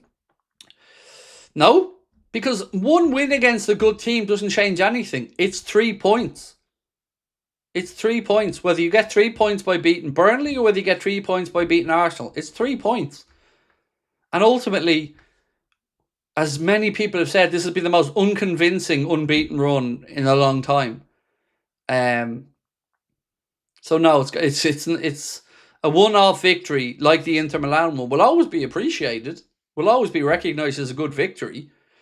But unless that was a catalyst to a run and a style of performance that really showed a change, no, I don't think it would make any difference. Want to beat the current champs to cement our success. And I totally get that. I totally understand that, mate. If it was the other way around, I'd feel the very same. Yeah, I get it. Do you think he'll go this month? I don't know. I'm going to push myself to give you an answer because I hate sitting on the fence on things.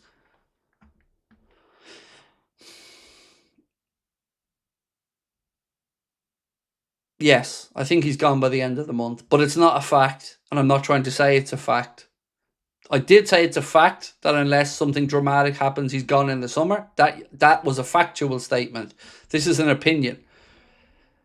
I think as each day goes by, a week ago, I wouldn't have thought he'd be sacked this month.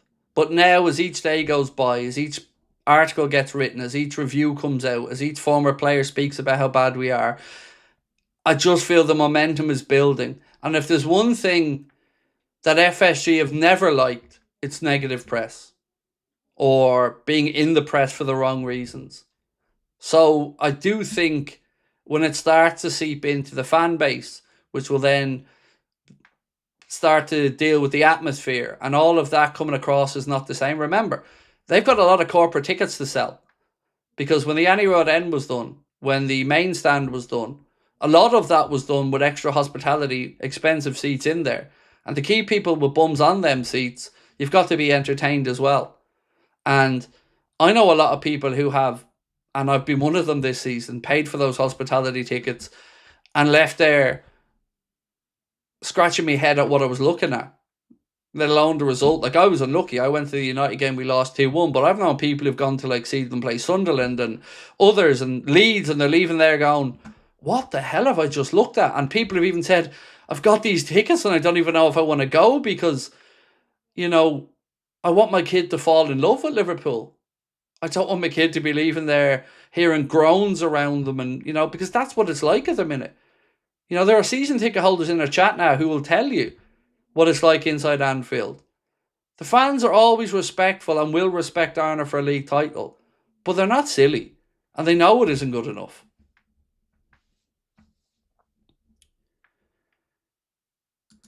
John Boy Williams said, I think he should have been fired after the Leeds game. For me, it was the Forest game, and I dare say that was a big moment for a lot of Liverpool fans. Win, lose, we don't care. We just play like Liverpool. Yeah, just play like Liverpool would be good. Rich Baldy, yes. You know, go out there and play with a manner that we can identify with, which is high energy, high intensity, pass and move.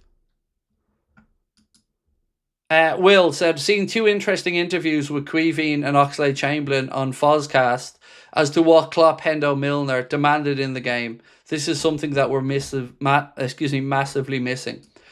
So I haven't seen the Queeveen Kelleher one with Ben Foster. I've seen excerpts from the Alex Oxlade-Chamberlain one. And he talked about leaving the dressing room to go out to the pitch, whether it be at the Santiago Bernabeu, the Nou Camp, the Emirates, Old Trafford, and Jurgen having them feeling like they can run through a brick wall and they're invincible. And it's their destiny to win that game. And that they have to go out there and leave nothing out there on the pitch. Or, leave nothing left in the tank. Leave it all out there on the pitch. I don't get that vibe at all from Arne. Like I said, I don't get the vibe that the players are walking into that dressing room petrified about what they're going to be met with, unlike Jurgen. And I'm not saying Jurgen was standing there with a baseball bat, but I'm saying Jurgen was saying things like, my old midfield would have had the balls to win that game. You know, they're statements that cut right through. Klopp equals heavy metal, Slot equals heavy going. That's also true. It's okay to be against Slot, but at least be fair and objective. We had a season with Klopp after winning the league where we had to fight for top four. We did. And again, I kind of spoke to some of that earlier on. He'd earned that right, mate. He'd earned the right to have that poor season. And it was a shite season. And my God, even the transfer business, mate, was questionable, or lack of it. And I do think I am being objective, as much as maybe you might disagree with me. And Abdullah, I respect the way you've put the post in, mate. I really do, and thank you for that. But I don't think Arne has the credit in the bank that a Jurgen does. And again, lost the League Cup final by being outwitted, outthought, and outfought by Newcastle and their manager. Was outclassed and outgunned by Paris Saint-Germain. Jibbed away the League Cup and threw away the game against Plymouth. And hasn't acted fairly to some of the players. And double speak to the media. So I think there are a lot more, and I do think I have been perhaps more objective than you've thought. But again, if anybody's to disagree with me, something like that is absolutely a way. I'll appreciate you, and I'll never jump down someone's throat for a very fairly written difference of opinion. So thank you for that, Abdullah. Fede should hold out. Slot is on his way out, said Chris Shaw. Joe Cavalier said, hiding out was keeping the squad together, and Slot was having major arguments in the team last year. Majors and players left because of the incompetence. Well, there was an article that did say that Johnny Heidinger was really liked and certainly had a closer bond with a lot of the players than Slot would have, but that's not always uncommon. Like, some different managers are really hands-on. Some stand on the sidelines just watching things and allowing and trusting their coaches in different areas to do their thing. So, you know, that could just be his style of coaching, and it might have, been that the players were more used to it. But even at that, Abdullah, I hope you can see I'm trying to be objective in that situation, mate. But I just don't think he's inspiring. Slot has stalled Rio's development. Slot has no clue what system to play. The real Johnny Sins hates it. Given the fact that we had major ambitions for this season, defending a league title, the sensible thing to do would have a proper world-class options. The ambition was to defend the league title. The ambition was to have an era. The ambition was, as was told to us, to make sure that we didn't have to throw away competitions with weakened squads, because we were to build a squad that was going to be able to compete across all fronts. And at the very first chance he had this year, he threw away a trophy or an opportunity for it. And some people are okay with that, and I'm never going to be one of them people. Slot's not good enough, no intensity, said David Sultana.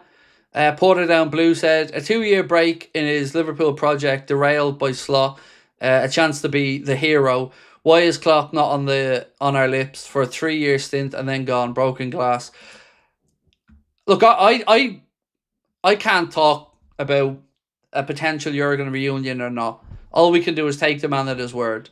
Now, managing a club like Liverpool or any top Premier League club is a club that ages people and takes a lot out of them. You've seen it with Mourinho. You've seen it with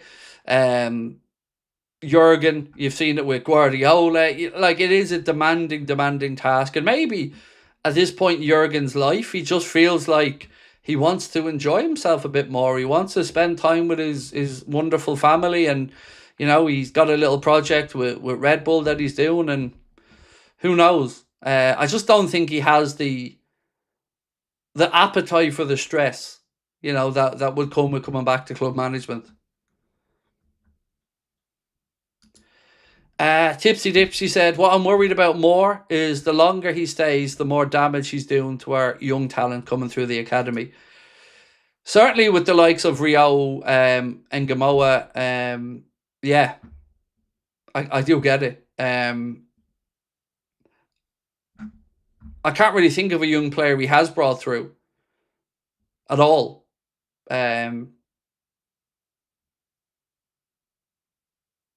No, can't really think of one.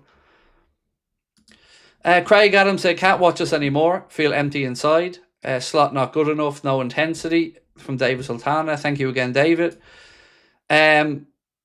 Slot seems like a nice dude. He does. And I think he carried himself and the club with tremendous grace through the tragic incident with Diogo Jota and Andre, and what must have been extremely difficult. I do think he handled himself and he carries himself well. I've no argument, and I'm sure he's a lovely fella. He certainly comes across like a nice, down-to-earth kind of guy.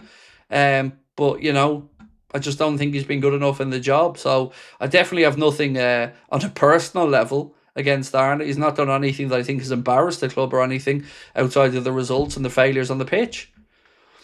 I appreciate the title. He's just not cut out for Liverpool. Don't hate him. He's just not it. That's exactly how I feel, mate. Definitely appreciate the title. Definitely enjoyed celebrating it. You know, was so full of optimism at the start of the season.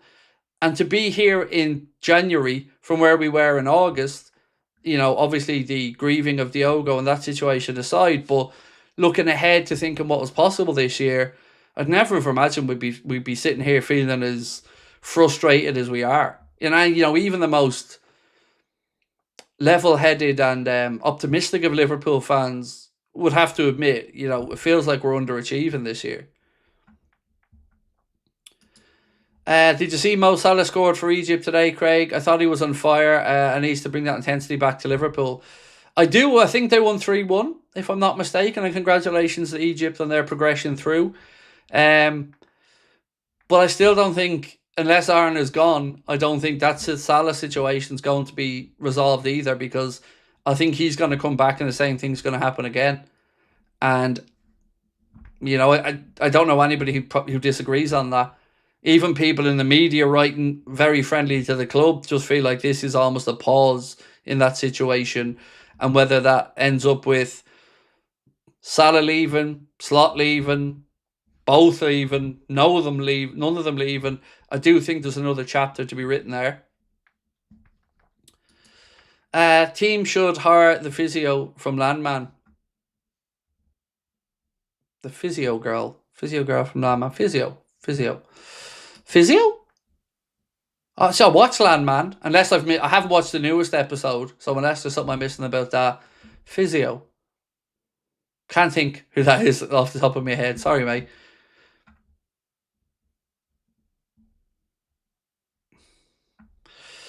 I didn't know. I was reading the start of this, Sam, and I was thinking, Jesus, am I that bad? Craig, do us all a favour and hand over the channel to Connor, as you can take over as interim until the summer. Get that passion back into the locker room. You don't want me anywhere near that Liverpool. I don't want to be known as the man that relegates Liverpool. God. I'll come in to give it the Al Pacino any given Sunday speech, no problem. You will find out. Oh, cool. Yeah, I've got it ready to watch tonight, actually, because I think the new episode of Landman comes in every Sunday. And we didn't get a chance to watch it yet, so myself and my missus usually sit together on the sofa and watch that episode every Monday. So yeah, I'll be watching that one tonight. Right, so we asked who was right about the Rio situation. Slot, he's too young, or Hughes, he's ready for minutes. And 89% said Hughes, he's ready for minutes. So look, if I can ask you guys a couple of little favours before we finish up. Firstly, and I know I'm probably boring you with this, and I apologise for it, but if you can help out by making a small donation to the GoFundMe for this young man to go and defend his European mixed martial arts title, please do help out. We're only about €1,250 short of the €3,500 needed to get Adam across. It isn't funded in Ireland as a sport, and himself and his twin brother have represented Ireland on numerous occasions. Adam is a multi-time Irish champion, a European champion, a World Championship runner-up, and in my opinion, a future UFC star. And we want to make sure that he can go over to defend his European title. So if you can, please do make a small donation to the GoFundMe. Of course, we've made a donation on your behalf and we'll continue to fundraise to make sure that he gets over. So if you can do that, firstly, thank you for that. Also, we're only, less than 50 likes short of 1,000. So if you can do that, that'll be lovely as well. And of course, if you've enjoyed the stream, don't forget to hit that subscribe button. I'm going to record a news update video now that's taken in some of the breaking news around the Rio situation. We'll be talking a bit more about Mark Gay, and I have a couple of other stories that I need to go through that I hope will keep you guys right up to date. So it should be out before 11 p.m. But until then, I really mean this from the bottom of my heart. Tonight's been a very good stream. I've appreciated those that have disagreed and have disagreed in a respectful manner. That's all I ever ask for. I appreciate your support as always. And whatever plays out, you know, we will stick through this together. We are a community and that means a lot to me. So love you all to bits. We'll see you tomorrow. Take care of yourself.